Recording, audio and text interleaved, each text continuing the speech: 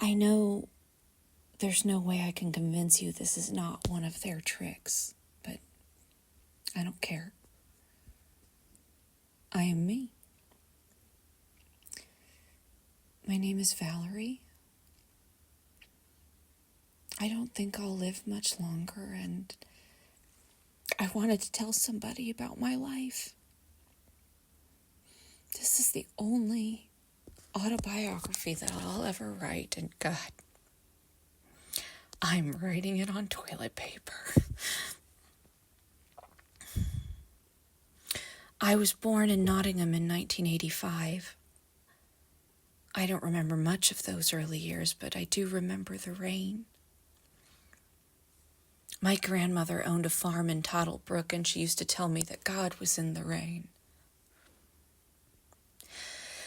I passed my 11 plus and went to a girls' grammar. It was at school that I met my first girlfriend. Her name was Sarah. It was her wrists. They were beautiful.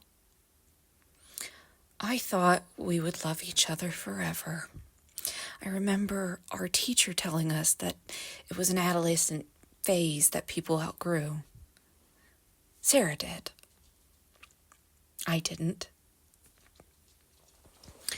In 2002, I fell in love with a girl named Christina. That year, I came out to my parents. I couldn't have done it without Chris holding my hand. My father wouldn't look at me. He told me to go and never come back. My mother said nothing. I'd only told them the truth. Was that so selfish?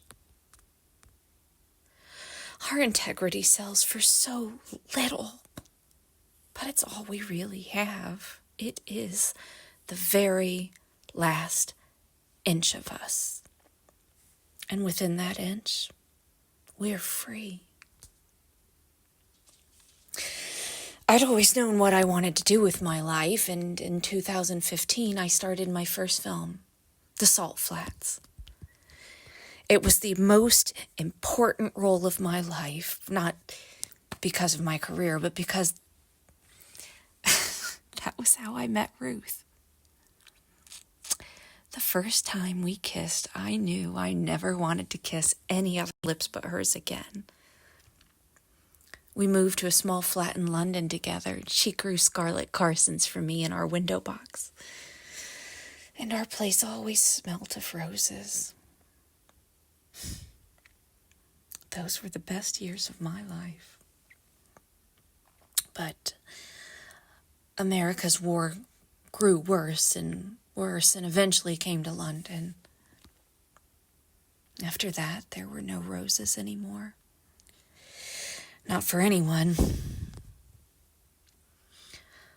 I remember how the meaning of words began to change, how unfamiliar words like collateral and rendition became frightening. When things like Norse fire and the Articles of Allegiance became powerful, I remember how different became dangerous. I still don't understand it. Why they hate us so much. They took Ruth while she was out buying food. I've never cried so hard in my life. It wasn't long until they came for me. Oh, it seems strange that my life should end in such a terrible place, but for 3 years, I had roses, and I apologized to no one.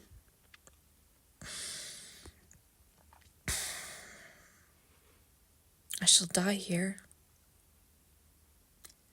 Every inch of me shall perish, every inch, but one, an inch. It is small and it is fragile. And it is the only thing in the world worth having. We must never lose it or give it away. We must never let them take it from us. I hope that whoever you are, you escape this place. I hope that the world turns and that things get better. What I hope most of all is that you understand what I mean when I tell you that even though I do not know you, and even though I may not meet you, laugh with you, cry with you, or kiss you, I love you with all my heart. I love